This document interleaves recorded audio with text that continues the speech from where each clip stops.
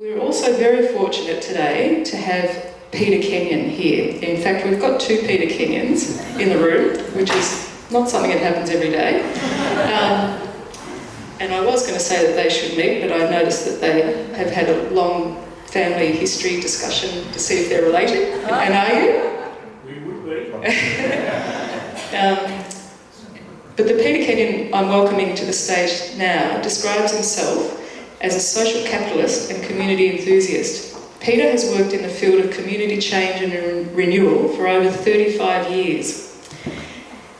He has designed, implemented, tested and refined a variety of community change and renewal methodologies and tools in a wide range of urban and rural communities throughout Australia, New Zealand, South Africa, Canada, and in over another 55 countries. So lots of wisdom. He's the founder and current director of an organisation called the Bank of Ideas, and I can see he's not enjoying, he doesn't like being talked about like this, do you? And the Bank of Ideas is an international community and economic development consultancy based in Kalamunda, Western Australia. Since its creation in 1989, the Bank of Ideas has worked with over 2,000 communities throughout Australia and overseas, seeking to facilitate fresh and creative ways that stimulate community and local economic renewal. So we're really appreciative and very fortunate to have Peter with us today.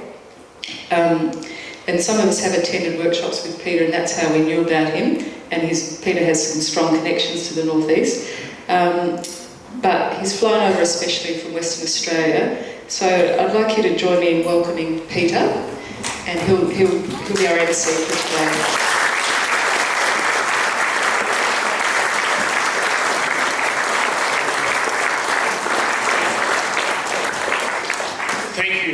Thank you, Amanda, for those very kind words. I can hardly wait to hear myself speak after all of that. But look, it is exciting to kind of be here for a number of reasons. Firstly, this is the Northeast, and I have great friends here, particularly Sue Benedica and Graham Nicholas, two old mates of mine from, I don't know, we've been mates for a long, long time, and I just love spending time as we did last night. The Northeast is incredibly exciting to be in. And I suppose what I'm most excited about, though, is the fact to be invited to come and learn more about what you have done and you'll continue to do. You know, you've mesmerised other rural regions across this country. What you did when you came together in 2012, and I believe it was 20 people initially, and then 300 people supported Kathy in that election, and then perhaps up to another 800 for the second round, and then when Helen stepped up, 1,750 people rallied around it. And what you've been able to demonstrate to the rest of the country is democracy in action. And I love that thing. We have so outsourced this thing called citizenship.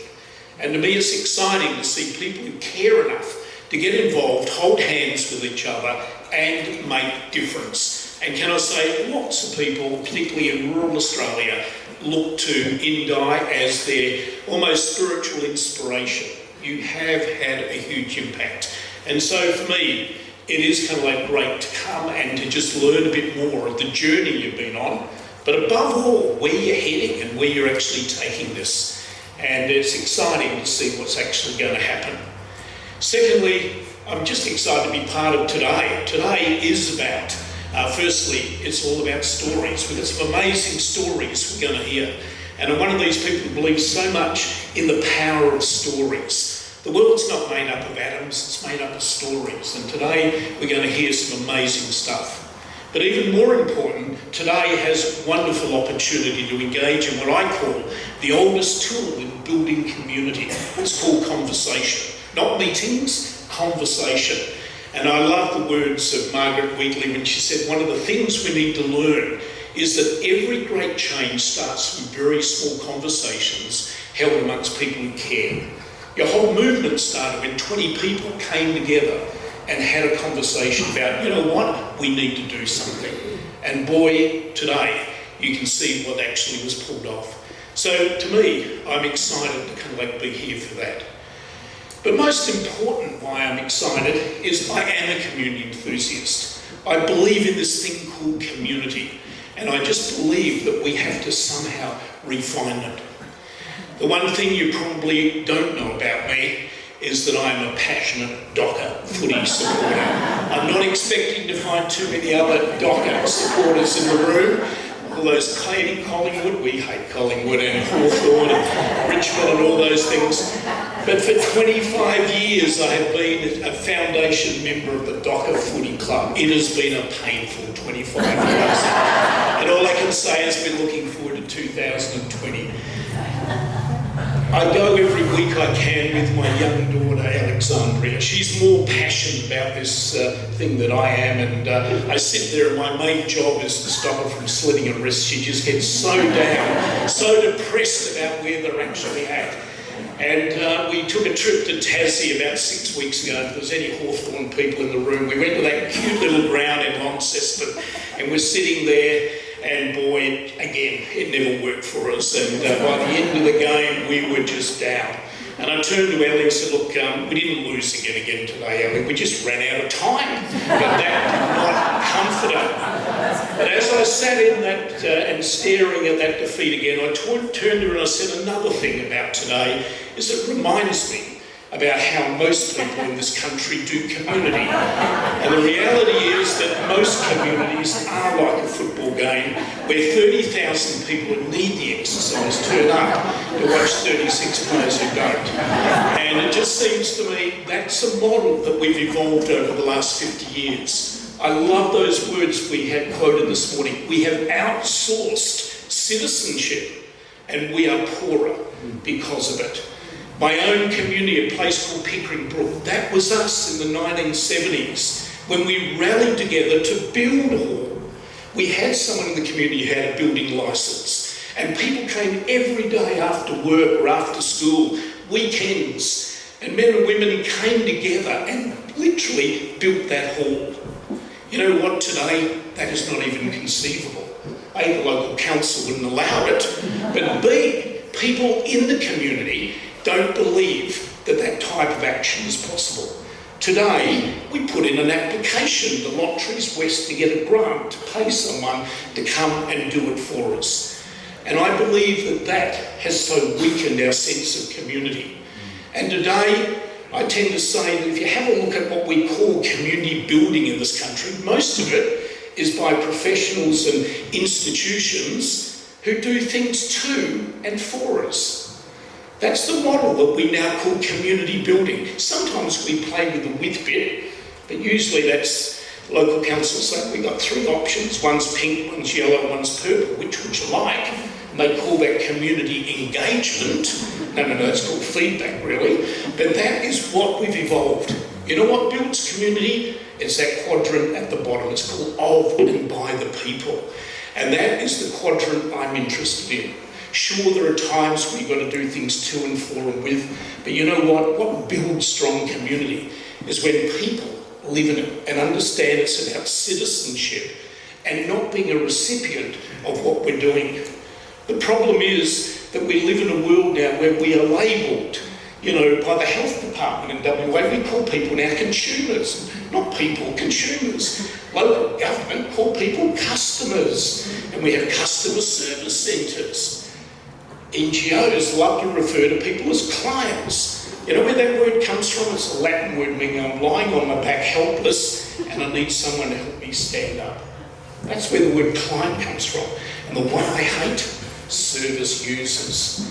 And so we have evolved models where we service community, not strengthen or engage community. And so to me, I'm excited about how do we change that, because we want to build communities and we move forward on it. What I'm interested in is not clients or customers, I'm interested in citizens. I'm interested in contributors. I'm interested in people who want to co-design and co-create where they're at. Above all, I want contributors. I want people who are willing to get involved in community and taking that part and holding hands. And what you've done, what you've demonstrated is an amazing model of that in action. Not once, but since 2012, you have demonstrated this country we can live that model and kind of create change. Margaret Wheatley again, that amazing word, whatever the issue, community is the answer. And you know what? I naively believe that. not the latest government program, not the latest service, not the local government, not their set of professional community development workers. Community. Community is the answer. And wherever I go, I'm beginning to see that in action. Micro examples through to major stuff like yourself. And so one of the best examples, and I'm sure there are people in this room who have been part of it, is that amazing community banking movement that we've seen in this country. Believe it or not, it's less than 20 years old. It started around 1998 when the four big banks decided to turn their backs particularly on rural Australia and poor urban areas.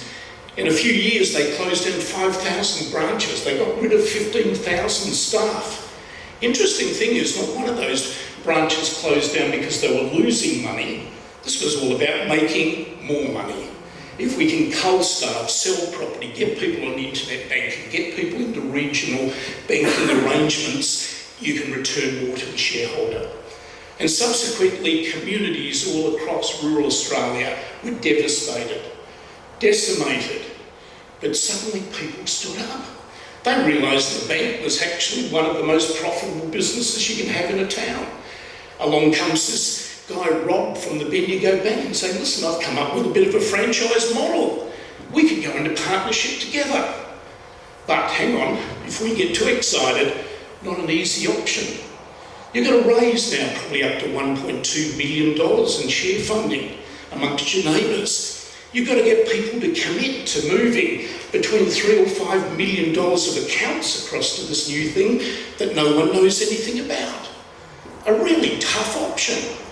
But you know what excites me? 321 communities in less than 20 years have pulled it off.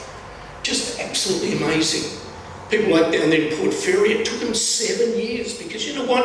It required people to put up that card table out the front of the local IGA and convince people that this was an amazing option that they should be looking at.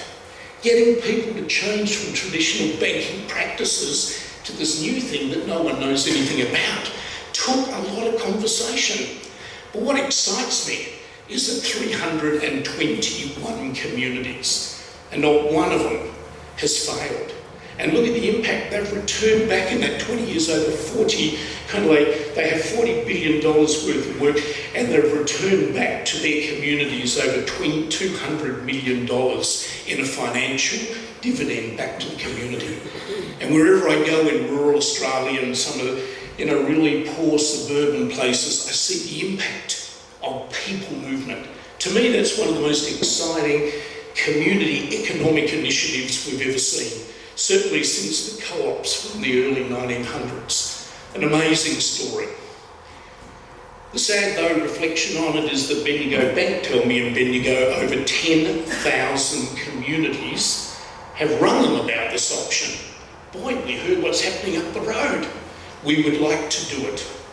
But at the end of the day, a bit too tough. And a mere 321 out of 10,000 have pulled it off. Why? Because it required people movement. It required local people committed to doing that Friday afternoon and talking to their neighbours and engaging in conversation. But to me, it's just an amazing example of what people have done, and I'm sure there are people in this room. Today, I want to share with you just one story from another regional community. I share it because it is the second best thing that happened in 2012 after Indi voices, okay? Can I ask, do we have any Kiwis in the audience? Any New Zealanders in the audience? And I can proudly put that up because my grandmother is from Central Otago, so there's part of the Kiwi in me. Do we have any Kiwis? Anyone willing? Oh, we've got one. What do you think of Invercargill? Cold. You know what? I have never yet found one Kiwi who ever has said something initially positive about Invercargill. They'll say it's cold and miserable. It's right down there on the south end. But I want to share the story out of this particular place. As I said, people see it as cold, they see it as miserable, and particularly Kiwis just love to denigrate this particular place. They in fact even had a famous visitor in 1965 five by the name of Mick Jagger, who scratched on the wall of their theatre, Invercargill is the arsehole of the earth, and so on. And unfortunately, many Kiwis would kind of like echo those words. But there's a part of Invercargill that's even worse, and locals would say, well, if Invercargill is the arsehole of the earth, then South Invercargill is 2 kilometres up it. And so this is a part of Invercargill. This is a community that had only known loss and had never understood or appreciated positive change. This is a place of 18,000 people, 10,000 homes. It's the public housing part, established to serve as an abattoir, a place that had a smell, could you believe, for almost a decade, 24 hours a day. Can you imagine living with the smell? It wasn't until the closure of that abattoir did they actually lose it. And then when they closed the abattoir, they flogged off entire streets of houses for as cheap as $2,000 a house. People sold streets to investors in Auckland, who then bought them and then moved a whole pile of other low-income people in. Consequently, this is a community that has and had the highest youth unemployment rate in New Zealand, the worst crime rate in the South Island of New Zealand, and a drug problem that was out of all control. This was also a community that the city of Invercargill had attempted a top-down, outside-in attempt to reinvent. It's called urban renewal, and those efforts led to nothing. It wasn't until 2012 that a group of 20, like you, and that's why I wanted to share the story, same year, same number, came together. Local, passionate people who live there, who said, you know what, we love living here. What is it we who live here care about and want to work? They realised, don't ask people to come to a meeting, much more fun to ask them to come to a party. And so, right from the start, they realised, let's not have meetings, let's have parties, let's get people together. And so they decided, if we want to get people to fall back in love with where they live, let's kick off on Valentine's Day 2012. And so on Valentine's Day, they invited people to a party. That group of 20 renovated a derelict church hall to turn it into this amazing coffee shop. And over 250 people came in that Sunday afternoon, ordinary neighbours, people coming. There were muffins, there was a honky-tonk piano player on the piano, there was coffee stations everywhere, and they invited people to a party. They learned right from the start, humour has to be an important part, fun has to be an important part. You know the number one reason why people last year gave up volunteering in community in Australia? It stopped being fun. And so if we want to have a sustainable movement, we've got to have fun. I came across this one recently in a country thing. Old coots giving advice. It's probably bad advice, but it's brilliant. That's the sense of humour and fun that we've kind of got to have when we come to this movement.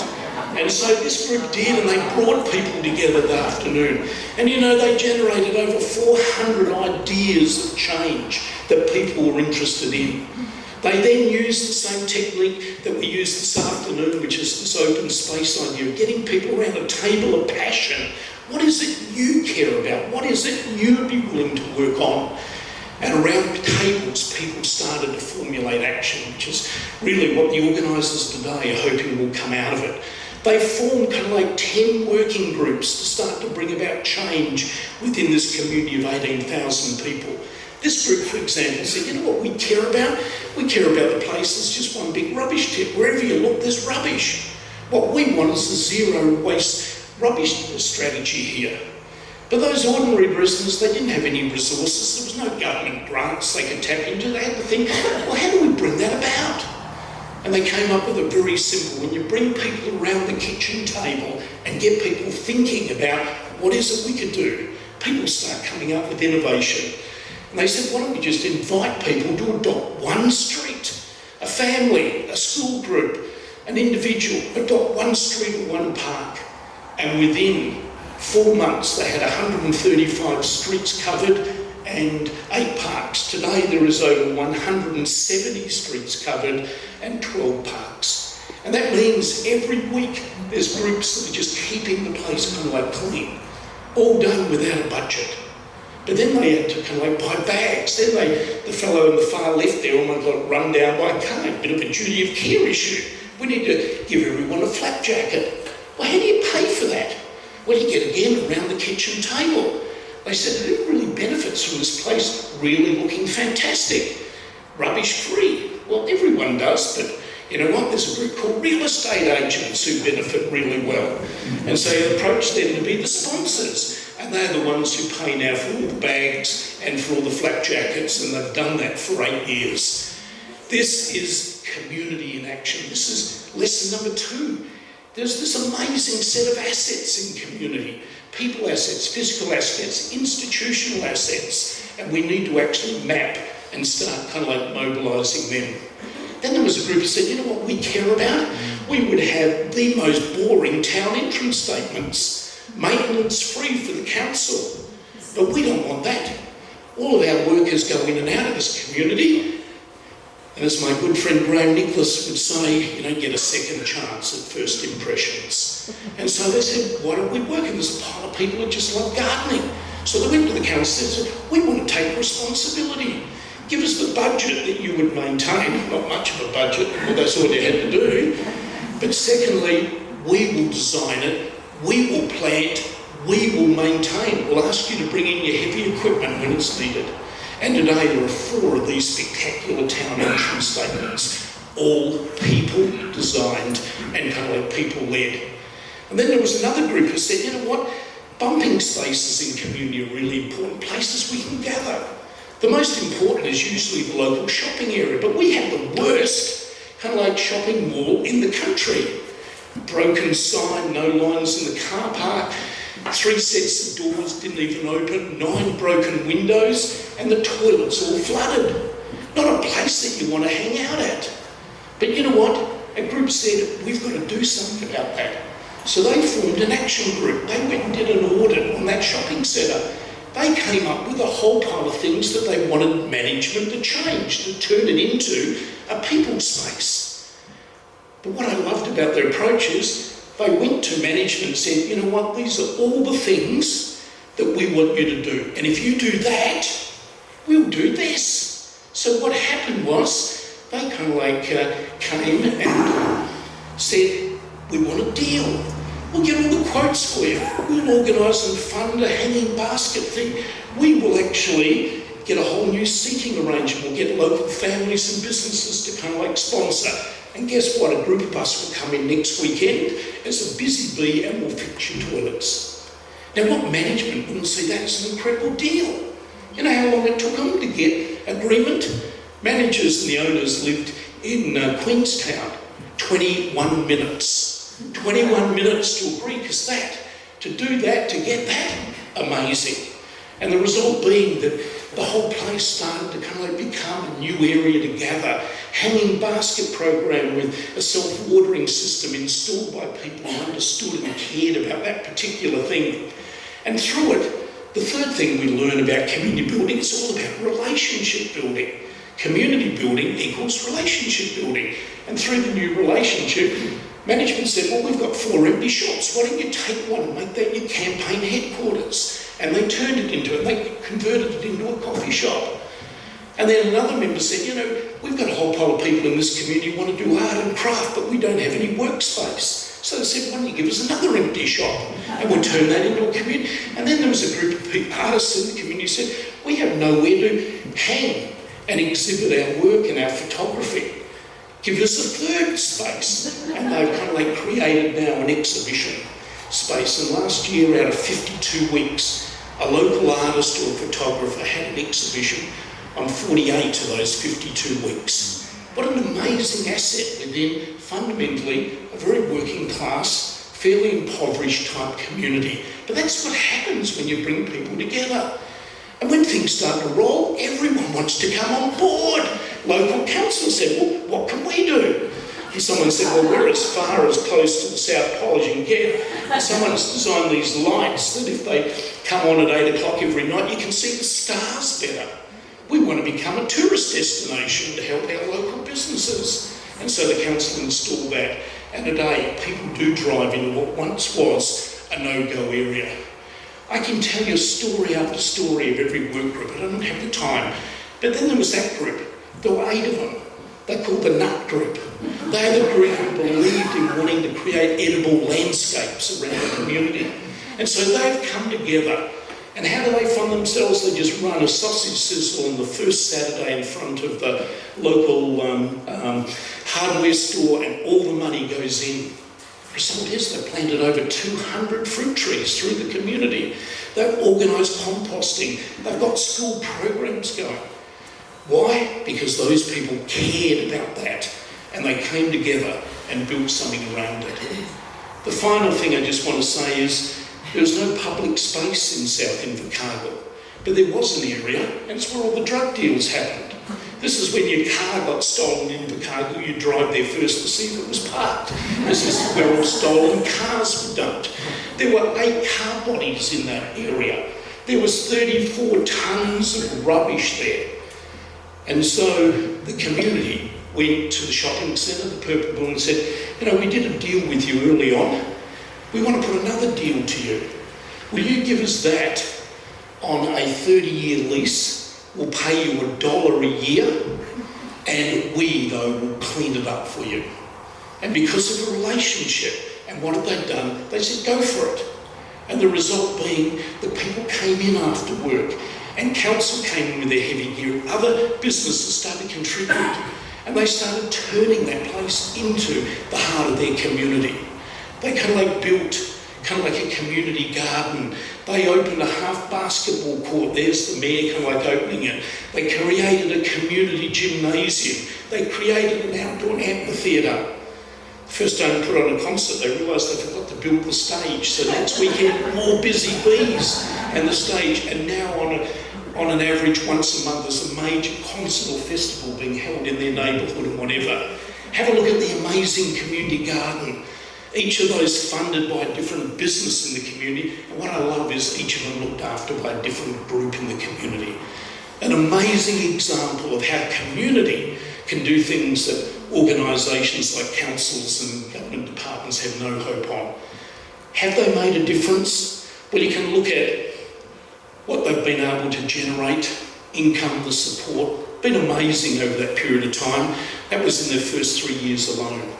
But their aim was to get people to change their idea and fall back in love with where they lived. So you know what they do every November each year? They use a group of kids from the local high school who ask randomly 500 residents just 2 questions. One is, do you feel proud about living in our community? After 6 months in year 1, 35% of people said, I feel proud, meaning 65% didn't. Probably at the beginning of the year it might have been only 2%. But have a look what's happened in the 3-year period. 82.5% of people said, we feel proud about living here. And is our group, South Alive, making a difference? Well, after 6 months of activity, 1 in 2 people admitted this local group are making a difference. But have a look what happened within the 3-year period. 9 out of 10 people did it. What I find exciting is that in 2017, residents of that community could stand on the stage of a community that once had the highest crime, highest drug, and kind of like highest unemployment rate in the South Island, to be one of 3 communities of the best community in New Zealand. They didn't win, but they were a finalist. Next year, they did win. And in 2017, they were acclaimed the #1 community in New Zealand. An amazing transformation. But it continues on. They want jobs. They want this to be sustainable. There was an old building and they took it, they raised the money, and they have now built this amazing social enterprise within the community. An amazing example of change in action. A place where people can get low income bulk food, a place where local people can display local crafts and products, a place where a group of young women who are challenged in their life have set up their own cafe. It is an amazing example of community kind of like in action. And they have been able, in a mere 7-year period, to kind of like pull off that type of transformation. It's stories like this that just inspire me, that whatever the issue, whether it be employment, whether it be community pride, whether it be climate change, community, not some government program or funding, but community is simply kind of like the answer. So I'm here to basically say to you, keep believing in this thing called kind of like citizen-driven stuff. This actually works. That's from Seattle, one of the neighbourhoods there. That's their symbol of transport. And I suppose in closing, what I simply want to say to you is that strong communities are created when citizens are the producers of their own future. They cannot be replaced. No professional, institution, business or government can substitute for the power, the creativity or relevance of productive citizens. What you're doing is an inspiration to this country. Your story matters not just to this community but to many others. And I just want to say thank you for the contribution that every one of you are kind of like making to it. And in closing the slide, can I just say, if you're interested in a resource, this is a handbook that's been written. If you go on your website, we operate on copy left, not copy right, which means you can rip it off and use it, but it's full of resources that you can actually use. And in closing the slide you've all been waiting for, it's coffee break time.